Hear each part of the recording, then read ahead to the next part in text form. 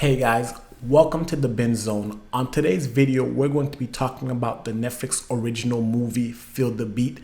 And I have to say, I am a big fan of the dance movie genre. Grease, Saturday Night Fever, Footloose, Dirty Dancing, Step Up, You Got Served. If they're dancing, it's a movie, I'm sold. Like, as much as I like to fight it, and that's my guilty pleasure, that's my shit.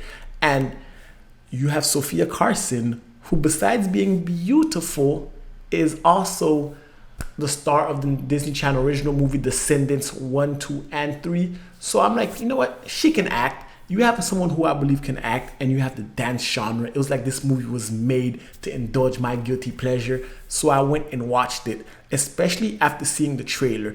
Now, I want to say a few things about this movie, the good, the bad, the trash. You know, I'm honest with you guys. And as you can tell, like, if you go down my channel, you see like this is not the usual topics I cover. Like, I don't usually deal with like younger audience movies or like feel good movies. I'm usually hardcore sci-fi and horror, but this is my guilty pleasure.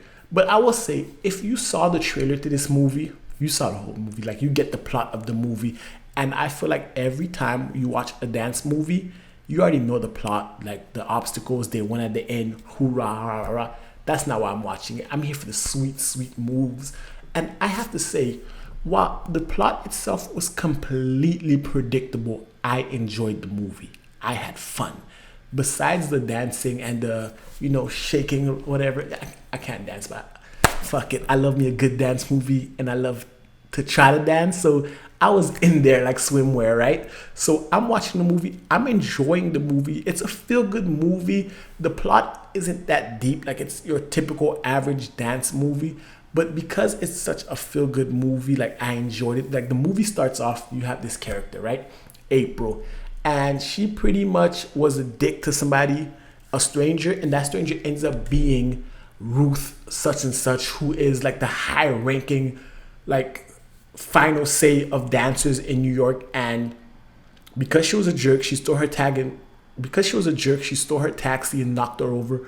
Ruth pretty much said, "You're finished in this town," and that was done for April. She went back to her country life in Wisconsin. And then you're like, huh.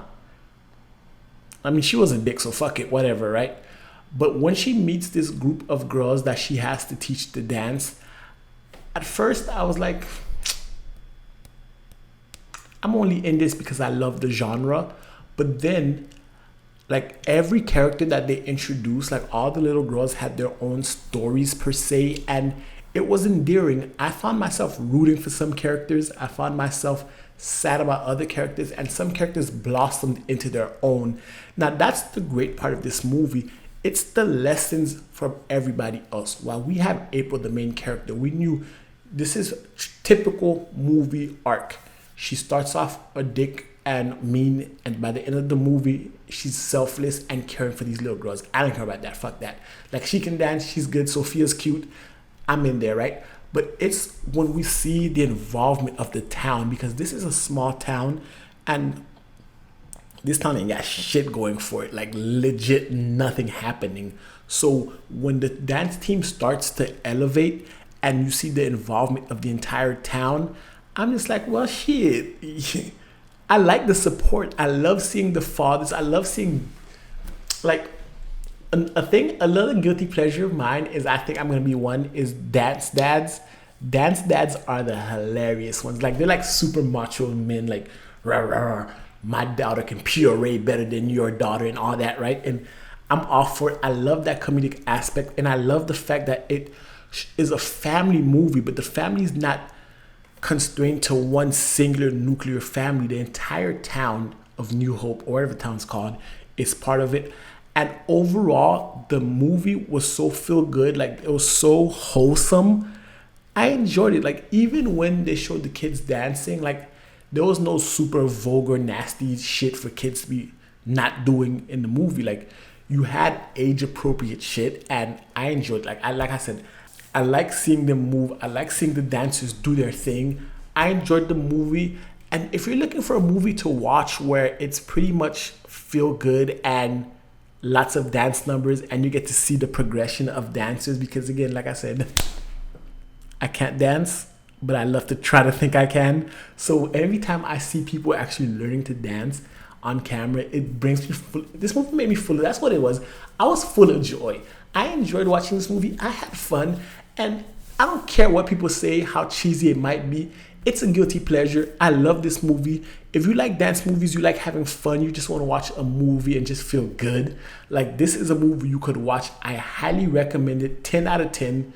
But that's my personal bias, but fuck it. 10 out of 10, 5 stars. I enjoyed this movie. And if you like dance movies, you like feel-good movies, you like Sophia Carson, and you like this type of vibe, like if this is something you should definitely check out, because it's one of these movies that you can watch, feel good about it, and enjoy it. And that's one of the best things about Netflix. Like, no matter what mood you're in, there's a movie for you. So guys should definitely check it out if you guys haven't. And anyway, before I end this video, I'd love to hear your thoughts on this movie in the comment section below. If you like the video, give me a thumbs up. Let me know your thoughts in the comment section below. And until next time, binge on.